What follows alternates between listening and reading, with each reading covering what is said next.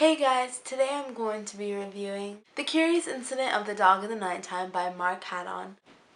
I just want to hug it forever. Oh, this book.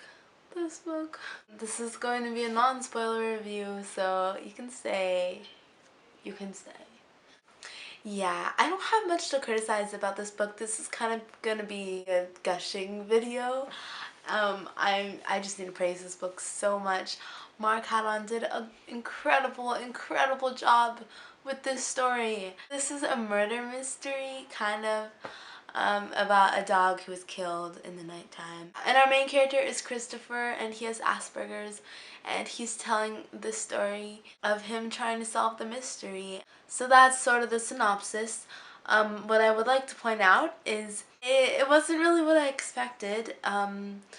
The story really doesn't revolve around unraveling the murder mystery. I thought it was going to be all about the dog, especially because it's on the cover. So I was kind of misguided. I thought it was going to be, this kind of quirky mystery, but it was so much deeper than that. I think what made this book so special is our main character, Christopher. He really makes the story so unique. It's so honest.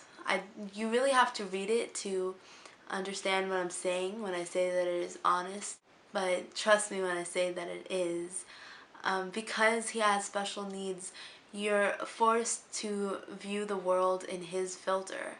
So you're seeing what he's seeing, you're feeling what he's feeling, and it's a very different way to look at the world. Christopher is very logic oriented, so all of his thinking revolves around math. Throughout the book there's lots of different equations and math problems, charts, and other stuff that add to the story and help to explain Christopher's point. I think I could definitely relate to the story because I myself have a brother who has autism, and I understand a lot about Christopher and about what his family is going through because it's not easy. And I don't want to make this a video just talking about my brother.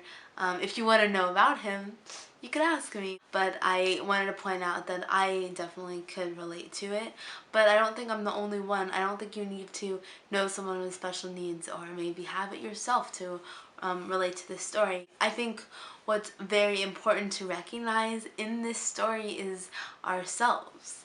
The way Christopher thinks and the way he acts around people, it's not so abnormal, really. He just can't hide his feelings that well, and he reacts to certain situations differently than most people would, but he's still feeling the same things that a lot of people feel. He says plain out, I don't know how to do chatting, and I get nervous when there's lots of people around. I think all of us have the same sort of social anxieties. Maybe not all of us, but a lot of us do. I know I do.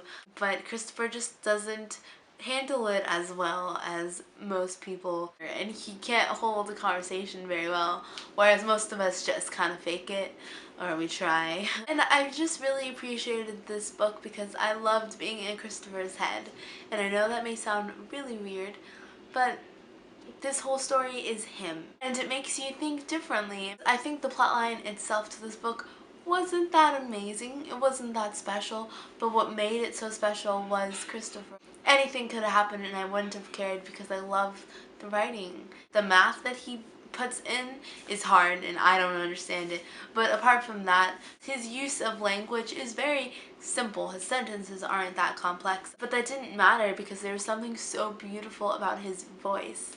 If you haven't read this book, this probably doesn't make any sense to you, but you just need to read it to understand it. I cannot praise this book enough.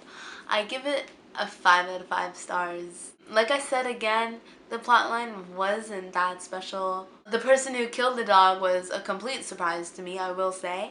But just the main character himself deserves a 5 out of 5 stars. I probably haven't explained this story very well. I hope that I've encouraged you to read this book. I'll see you next time.